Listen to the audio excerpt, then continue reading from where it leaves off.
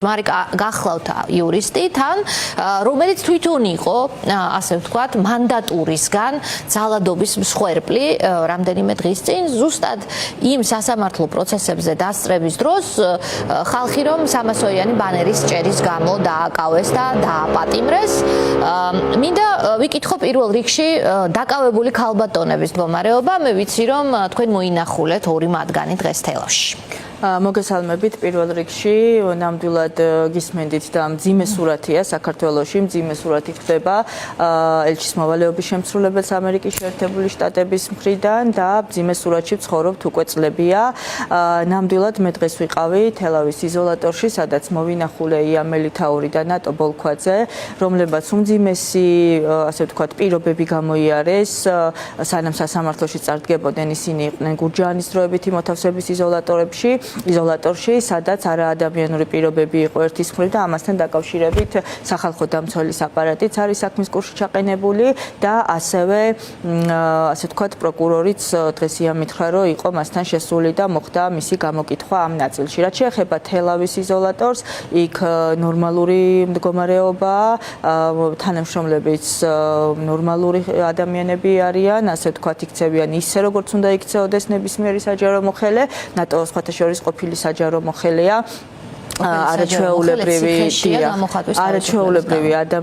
ადამიანი რომელიც პეტიციაზე ხელის მოწერის გამო გაათავისუფლეს სამსახურიდან და რომლის მოვალეობასაც ახლა ასრულებს ერთდროულად 10 ადამიანი ანუ იმდენს აკეთებდა ეს ადამიანი ერთი ადამიანი ევროკავშირში გაწევრიანება და კობახიძის ამ განცხადებას არ ეთანხმებოდა დიახ ზუსტად ამ პეტიციაზე არის საუბარი ისინი შემდგომ რომ გამოვლენ თავად უფრო დაწვრილებით მოგიყვებიან ამის შესახებ მე მეტსაც გეტყვით დაკავების დროს იამ დამიდასტურა რომ ძალის გამოყენებასაც ჰქონდა ადგილი და საკუთარ სხეულზე მანახა ის დალურჯებების კვალი რომელიც აღენიშნება მას ასევე ის დაკავებებიც ჩვენ ვაჩვენოთ პარალელურად მართლაც კადრშიც ჩანს როგორ აკავებენ ქალბატონებს ესე იგი თმებში თრევით და ძალის გამოყენებით მაგრამ იქ იყო კიდე ერთი ეპიზოდი რომელზეც საუბრობენ ისინი გადაყვანის დროს ზედ გვედგაო პოლიცია ეს თუ დადასტურდა კი ასე დამიდასტურა ეს პირად საუბარში, როდესაც მე დღეს ვნახე. ეს იყო ძალიან პატარა, როგორც აღწერენ, ეს იყო ძალიან პატარა დაკავების მანქანა, სადაც იმაზე მეტი ადამიანი შეიყვანეს, ვიდრე იყო შესაძლებელი, ასე ვთქვათ, რომ დატეულიყვნენ, პლუს ამას ემატებოდა დამკავებელი პოლიციელები და როდესაც ვეღარ ეტეოდნენ, წიხლით კვტენიდნენ, ესეთ რაღაცა მითხრეს და ამ დროს ერთ-ერთ დაკავებულზე ნანავას შემთხვევაში უკვე ზედ დაადგნენ ეს პოლიციელები. სწორედ გარდა ამისა დაკავების შემდგომ ასევე უშუალოდ შინაგან საქმეთა სამინისტროს ეგრეთ წოდებიან შუშებიან შენობაში, სადაც გადაყავთ ხოლმე პირველ რიგში დაკავებულები, იქაც განხორციელდა არასათანადო მოპყრობა, როდესაც ია ითხოვდა წყალს და რამდენიმე საათის განმავლობაში მას არ მიაწოდეს და კიდე არასასურველი ეპითეტებით იხსენიებდნენ და ეუბნებოდნენ, რომ თუ წყალი გინდოდა, მაგალითად აქ რა გინდოდა, ან ბანერი რა გინდოდა, ან აქციაზე რა გინდოდა და ასე შემდგომ, ანუ არ აძლევდნენ და მე გამახსენდა მზია ამაღლობელი, რომელსაც ასევე არაადამიანურად ეპყრობოდნენ იმ პირველ დაკავების საათებში. ნუ იქ იმ შემთხვევაში სხვა შეურაცხყოფასაც ჰქონდა ადგილი. ასევე ამ დაკავების პერიოდში 4 დღეა უკვე ისინი დაკავებულები არიან და 2 ღამის გათენება მოუწიათ დაკავების მანქანაში. იმიტომ რომ ჯერ შინაგან საქმეთა სამინისტროში დაკავების მანქანაში გაათენეს 2 ღამე. დიახ, პირველი ღამე, როდესაც დააკავეს ეს ადამიანები, იმიტომ რომ საათობით გააჩერეს იმ შინაგან საქმეთა სამინისტროს შუშებიან შენობაში bis ასე ვთქვათ დაკავების ოთახში, საიდანაც ოქმებს ვერ ადგენდნენ უბრალოდ და ივანიშვილი იყო სახელმწიფო თანამდებობის პირი თუ არ იყო, ამის გამო რამდენჯერმე მოუწიათ ოქმის იგივე მომიყვა მეც და ამიტომ ყვები ამ ამბავს. ია ნატო ბოლქვაძეა, იას შემთხვევაში ია მომიყვა და პრინციპში ნატომაც დამიდასტურა და ასე ვთქვათ რამდენიმე საათის შემდგომ, როდესაც წაიყვანეს ისინი რეგიონში და რატომ ახდენენ რეგიონებში წაყვანას, როდესაც არის შესაძლებელი რომ თბილისში მოხდეს, უკვე რამდენიმე საათი ეს ერთი ღამე. ეხლა მეორე ღამე და რაცაც ასევე უკავშირდება იმ ძალადობის ინციდენტს, რომელიც თბილისის საქალაქო სასამართლოში მანდატურების მხრიდან განვითარდა.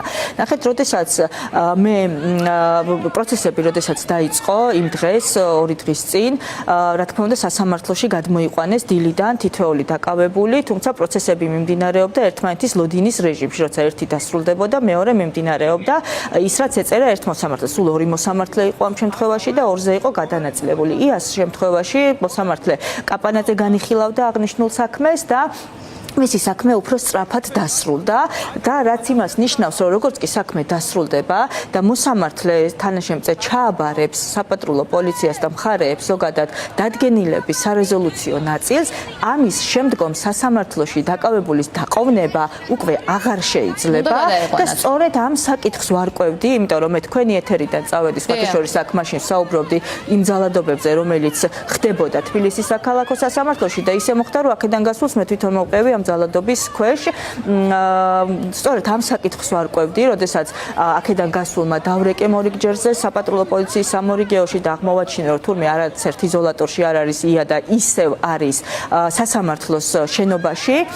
მივედი ადგილზე საპატრულო პოლიციასთან ვარკვევდი, მოსამართლის თანაშემწესთან ვარკვევდი, მქონდა მუდმივი კომუნიკაცია და ამ პროცესში, ამ რკვევის პროცესში, როცა მე ჩემს საადვოკატო საქმიანობას ვახორციელებდი, რომ იას გადაყვანა მომხდარიყო და არ უნდა ყოფილიყო ის იქ დაყოვნებული უსაფუძვლოდ და უკანონოდ, რაღაცა ძალადობის მორიგი ეპიზოდი ვითარდებოდა რუსკასთან მიმართებით, რა დროსაც მე ჯერ ცადე სიტყვიერად, რომ შემეჩერებინა მანდატური სამსახურის წარმომადგენლები და რომ შევაჩერე ფიზიკურად მომიწია გადაფარება, რა დროსაც ჩემზეც განხორციელდა კონკრეტულად მკლავზე მოხდა რამდენჯერმე ხელის მორტყმა, მოჭერა და მოკლედ აი ამ პროცესში აღმოჩნდი ადვოკატი, რომელიც ვახორციელებდი საადვოკატო საქმიანობას სასამართლოს ეზოში, სასამართლოს ტერიტორიაზე.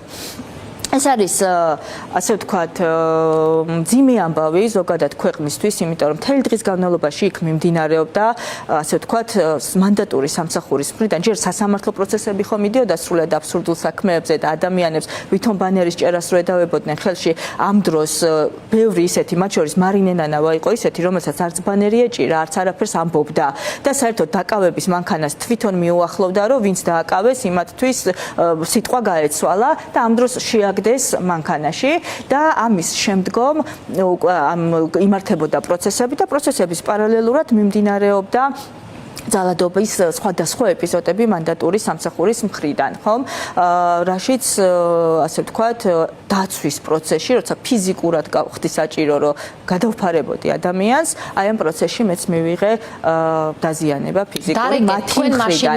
მე დავრეკე, რა თქმა უნდა, 112-ში, თუმცა არ გამოცხადებულან, მეტიც კიდევ მეორეხაც დავრეკე 112-ში, დავრეკე გენერალურ ინსპექციაში. მოცემულ შემთხვევაში მე არ მინდა განსაკუთრებული ყურადღება გამახვილდეს ჩემთან დაკავშირებულ შემთხვევაზე, იმიტომ რომ მე ვარ უფლებას დამცველი და მე ყველა იმ სამართლებრივ ნაბიჯს გადავდგავ, რაც საჭიროა და გავაგრძელებ ბრძოლას გუშინდელი დღიდან მოყოლებული. მე ერთი წუთი არ შემიჩერებია ეს ბრძოლა პირიქით. ყველა ის ღონისძიება, რომელიც მქონდა დაგეგმილი, გავაკეთე. თუმცა მე შემეფერხდა საადვოკატო საქმიანობის განხორციელება, იმიტომ რომ მე როდესაც იქ ვიმყოფებოდი და ვარკვევდი, რომ დროულად მომხდარიყო ია მელითაურის გადაყვანა, ამ დროს მოვყევი ძალადობაში, მე თვითონ ვეძებდი, ასე ვთქვათ, ველოდებოდი პატრულს და ვეღარ მოვახერხე ვერც სახალხო დამცველის აპარატთან დარეკვა, რომ შესულიყო დროზე ნახათ. დიახ, ამ დროს არის სასამართლოს სარდაფში, სადაც თუკი გურჯაანში ძალიან დიდი ტემპერატურა იყო და იგუდებოდნენ ეს ადამიანები, სრულიად უსაფუძვლოდ არავინ აქცევდა მათ ყურადღებას. სასამართლოს დარბაზის საკნებში იყინებოდნენ პირიქით და ისეთი სკამი არის იქ მოუხერხებელი, ამიღწერა ეს.